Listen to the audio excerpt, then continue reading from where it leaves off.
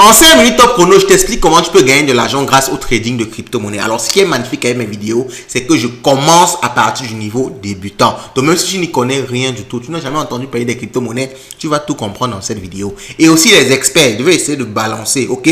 Mais rassurez-vous, si vous ne comprenez pas quelque chose, essayez un commentaire. Parce que c'est aussi impossible de tout expliquer dans une vidéo de 5 minutes. Ok? Allons-y, let's go.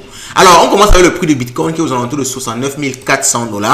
Alors, Bitcoin, c'est une crypto, hein, c'est un peu comme le franc CFA, c'est un peu comme l'euro. C'est une monnaie, ok? Considérez ça comme une monnaie. L'objectif, c'est quoi? D'acheter et de revendre, ok? Vous achetez plus bas pour vendre plus haut, ou alors vous vendez plus haut pour acheter plus bas. Dans ces deux méthodes-là, vous gagnez de l'argent grâce, n'est-ce pas, au Bitcoin. Et on peut le voir ici, sur un graphique un peu plus détaillé que on est aux alentours de 69 400 et on est en train de partir vers la résistance. Dans la vidéo passée, je vous avais dit ça. C'est pour ça que j'avais placé le trade C qui n'est pas encore entré. Parce que j'attends qu'on arrive au niveau de cette résistance-ci exactement pour entrer dans le trade. Ok? Et il faut le dire, le marché est en général baissier. Parce qu'il y a la guerre, tout le monde est en train de parier à la baisse. On peut voir ça avec les funding rates. Alors les funding rates, c'est tout simplement un indicateur. Bon, pas un indicateur, une donnée sur le marché qui te permet de savoir ce que tout le monde fait. Quand vous voyez que c'est vert, violet comme ça veut dire que les gens sont plutôt neutres. Ok?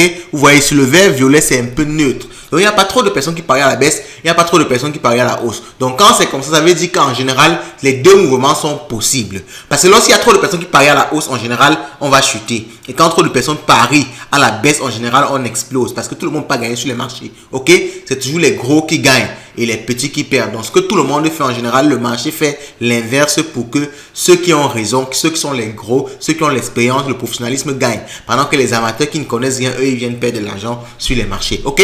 Donc, on tombe directement sur les liquidations. Et on peut voir ici qu'aux alentours de 68 000, ok, donc bien plus bas, les 68 000, c'est ici. Ici, là, on est aux alentours de 68 000. Ici, il y a une grosse poche de liquidité. Donc, ça veut dire quoi? Si on touche ça, on risque facilement de descendre vers les 68 000 en rond, quoi, ok? Parce qu'ici, c'est 68 800. Donc, si on touche ça, on peut descendre sur les 68 000 ronds. Ce qui va encore bien correspondre à la résistance que j'ai tracée ici, là, ok? Cette zone de résistance-ci. Donc, il est très possible qu'on vienne toucher ça avant de rebondir, ok? Donc, ici, vous avez la possibilité de placer deux trades. Vous pouvez placer un trade maintenant qui vise ici, ok?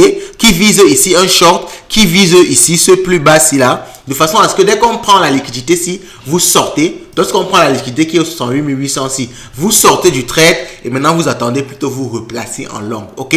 Ou alors vous attendez simplement, comme je suis en train d'attendre là, lorsqu'on va bien chuter vers les 68 000, 67 000 carrément, là vous pouvez entrer en long pour pouvoir maintenant viser le haut qui est une résistance que vous pouvez voir ici là, ok? Je vais essayer de la tracer avec vous. Vous voyez la résistance ici là. Vous pouvez donc essayer de viser ces résistances ici en entrant là plus bas, ok? Dans tous les cas, tous les trades et toutes les explications, je partage également sur la chaîne WhatsApp, Telegram, Twitter. Donc, allez-y nous rejoindre. Et là-bas, c'est beaucoup plus interactif. Si vous avez des questions, des incompréhensions, ça part rapidement. OK?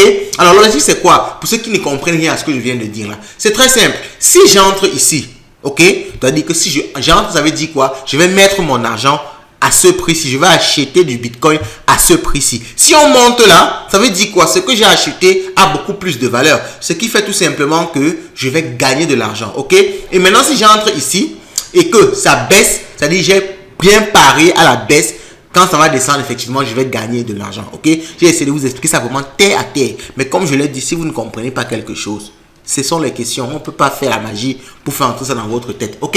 Alors, maintenant, on va passer aux news. Parce que les news sont très, très importantes. Et vous savez que moi, je suis les news directement sur X, anciennement appelé Twitter. Et je suis beaucoup ça avec Goku Crypto. Parce qu'il partage pas mal de news sur les marchés financiers. OK? Et les news vous permettent de savoir ce qui peut se passer à tout moment. Parce que vous savez que les marchés sont irrationnels. Donc, à tout moment, une seule news peut changer ton analyse. Vous voyez ici qu'on a une analyse très claire de ce qui va se passer. Mais si, par exemple, l'Iran passe un accord avec les États-Unis, on va commencer à monter sans arrêt, ok?